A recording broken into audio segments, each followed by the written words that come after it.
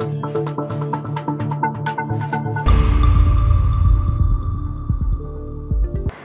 بيكم مشاهدينا في كل مكان في أولى حلقاتنا من برنامجكم صباح الخير يا مصر. معكم جهاد طارق وزميلتنا دينا سالم. أهلا بيك يا دينا. أهلا بيك يا جهاد.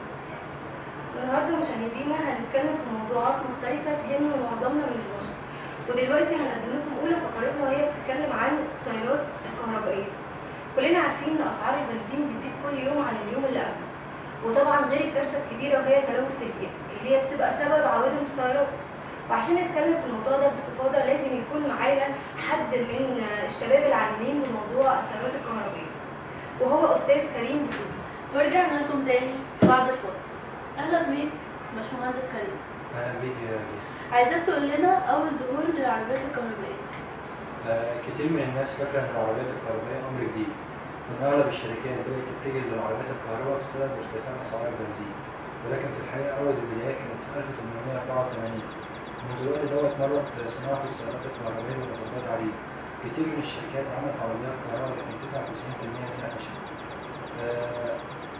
لكن أغلب العربيات اللي اتعملت في الوقت دوت كانت لا تصلح للاستخدام البسيط، اللي هي مشاوير لا تتعدى 40 كيلو متر. مرت اللي ناس كتير مش عارفاها في الوقت دوت إن العربيات الكهرباء أصلا طلعت قبل العربيات البنزين ب 56 سنة. طب زي ما قلت لنا ان العربيات الكهربائية كانت موجودة من 56 سنة، طب احنا دلوقتي مش بنسمع عنها وهي مش موجودة. مش موجودة لأن العربيات البنزين في الوقت دوت كانت مكتسحة السوق، كانت نسبة مبيعات العربيات البنزين تتعدى 90%، وكان لأنها كان بيتوفر فيها حاجات ما تتوفرش في العربيات الكهرباء. المدى بتاعها كان يمشيك أكتر، والعربيات البنزين كانت أرخص نسبيا من العربيات الكهرباء بفرق كبير. وده يعتبر أهم الأسباب إن العربيات الكهرباء فضلت تفشل. بس. باشمهندس كريم، عايزاك تقول لي إيه مميزات العربيات الكهربائية؟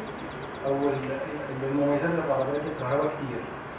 أهم مميزات فيها أول حاجة إن هي غير ضارة للبيئة، انبعاثاتها صفرية، لا تضر بالبيئة بتاتا. والهواء يعني معظم الهواء اللي في البلد أو اللي في العالم ملوث بسبب تدخين السيارات. تاني حاجة تعتبر رخيصة الصيانة، فتكلفة الصيانة بتاعتها تعتبر رخيصة نسبيا بالنسبة لعربيات البنزين، لأن أنت ما بتغير حاجة واحدة بس وهو زيت الفرامل بتاع العربية. تاني حاجة الأداء بتاع عربيات الكهرباء أحسن من عربيات البنزين، لأن الأداء بتاعها فوري وسلس وسريع. وبس هو دي مميزات العربية. طيب خلينا متفقين ان كل حاجة ليها مميزات أكيد ليها عيوب. أنا كمان كنت عايزة أسألك إيه عيوب العربيات الكهربائية؟ يعتبر أهم عيب في العربيات الكهرباء هو مفيش محطات شحن كافية يمكن الاعتماد عليها. وتاني حاجة المدى بتاع العربية يعني أكبر مدى للعربيات الكهرباء اللي موجود دلوقتي في السوق 250 كيلو و300 كيلو، دوت غير مرضي لكتير من الناس. بس. طب يا أستاذ كريم، يعني إيه أسباب ظهور العربيات دي من تاني؟ حضرتك كنت بتقول إن هي يعني انتهت، إيه اللي خلاها ترجع تاني؟ أولاً الدولة دلوقتي ابتدت تساهم في انتشار عربيات الكهرباء، فابتدت تسهل بعض الإجراءات، ومنها إن هي عملت تخفيضات جمركية وإعفاءات في بعض الدول كاملة على الجمارك، الإعفاءات من كافة الطرق، وتوحيد سعر الشحنة بتاعت شحن السيارة. وكده نكون انتهت أول فقرة في حلقتنا. نروح فاصل ونرجع لكم تاني. ورجعنا لكم تاني بعد الفاصل. وزي ما كلنا عارفين البادي لانجوج بقت حاجة مهمة جدا في حياتنا اليومية، زي ان احنا مثلا نستخدمها في ان احنا نخطط انترفيو مهم للوظيفة كنا بنحلم بيها، او ان احنا ندي امبريشن للشخص اللي قدامنا عن طريق حركاتنا بايدينا او بصتنا ليه او تعبيراتنا بجسدنا. وعشان نعرف الموضوع ده بشكل عملي وعلمي لازم يكون معانا خبيرة البادي لانجوج وهي دكتور ياسمين. اهلا بيك يا ياسمين. اهلا بيك. خليني اسالك، اول دلوقتي انا كمذيعة ازاي استخدم البادي لانجوج في شغلي؟ بالنسبة لحركات الإيد فلازم تكون عندك ثبات انفعالي في حركات إيدك، وإن أنت متقعديش مثلا تحركي إيدك كتير علشان ده بيشتت انتباه المتفرج. لازم تكون عينيكي مركزة برضو مع الضيف، وإن أنت ما تشتتيش برضو بالورق ولا تبصي على الورقة أو ديكور معين في الاستوديو ولا حاجة. ده بيشتت انتباه المتفرج وبس. دكتور ياسمين، ازاي لغة الجسد بتأثر في أدائي في الشغل؟ لغة الجسد بتأثر في أداء الشغل بالنسبة للزبون. لازم يكون تعاملك معاه يعني حتى لو متعصبة أو متضايقة من حاجة، فلازم يكون عندك ثبات انفعالي، وعندك في لغة الجسد بتاعك تقدري تتحكمي فيها. ده برضه بيخلي بالنسبة للزبون تعامله معاكي بيكون حلو، ويقدر يشتري منك المنتج بتاعك. طب عايزاكي تقولي لي بعض الحركات اللي اقدر اعرف من خلالها الشخص ده اذا كان متوتر، بيكذب عليا، صريح. لو الشخص اللي قدامك بيكذب عليكي، فاللي هو هتلاقيه ما بيبصش في عينك مثلا، تلاقيه بيرجع لورا اللي هو بيهرب من الكذبة بتاعته. أو شخص متوتر تلاقيه مثلا بيقعد عمال يلعب في صوابع ايده بحركها كده. طب دكتور، عايزاكي تقولي لي امتى الاحظ ان ردود افعالي زادت عن حدودها؟ لما تلاقي الشخص اللي قدامك متعصب، فانت تحاولي يعني تهديه، تحاولي حتى بابتسامه خفيفه تقولي له مثلا كلمه حلوه، ده برضه بيفرق. شكرا ليكي دكتور ياسمين.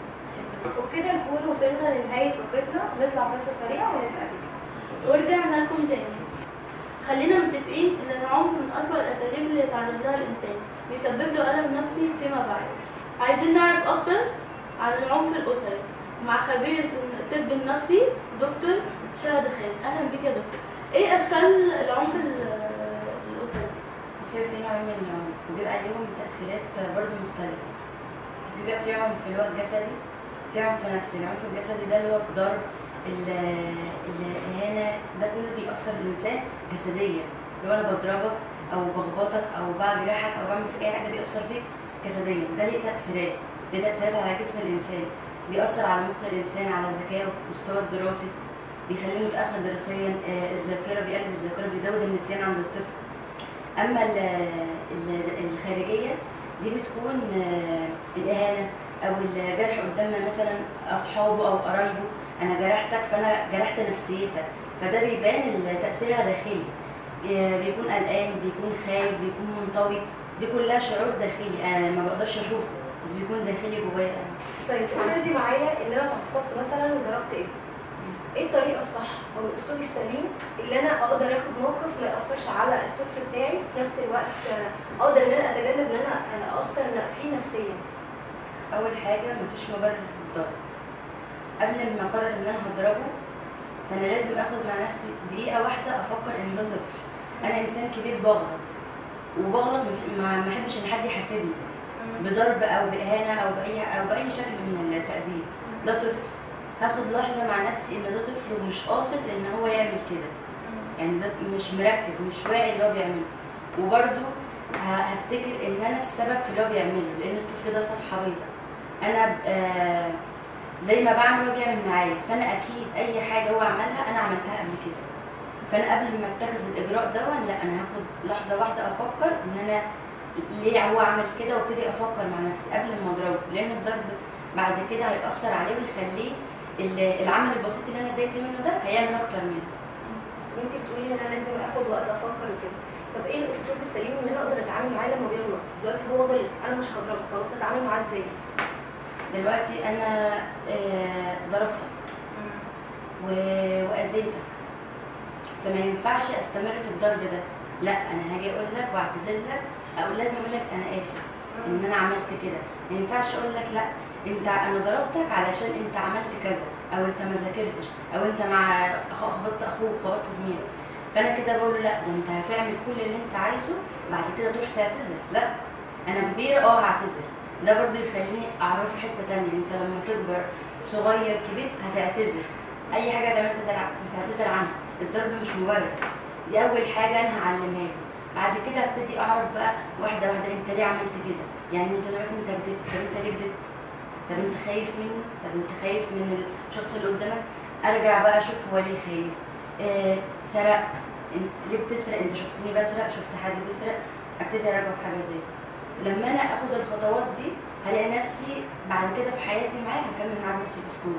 اخر حاجه افكر فيها الضرب، حاجه كبيره حاجه صغيره، لا، هكون اتاقلمت وهو نفسه هيرفض. هو مش هيبقى حابب يضايقني، لا، بدل ما ابقى مش عايز يعمل حاجه غلط علشان هضربه وعض، لا، ده انا مش هعمل كده علشان ماما ما تزعلش مني. عشان بابا ما يزعلش مني، مش عشان خايف من العقاب. شكرا ليكي دكتور شهاب. وهنا نكون وصلنا الى نهايه برنامجنا. شكرا لطيب المتابعه. كان معكم دينا سالم وجهاد طارق من برنامج صباح الخير يا مصر.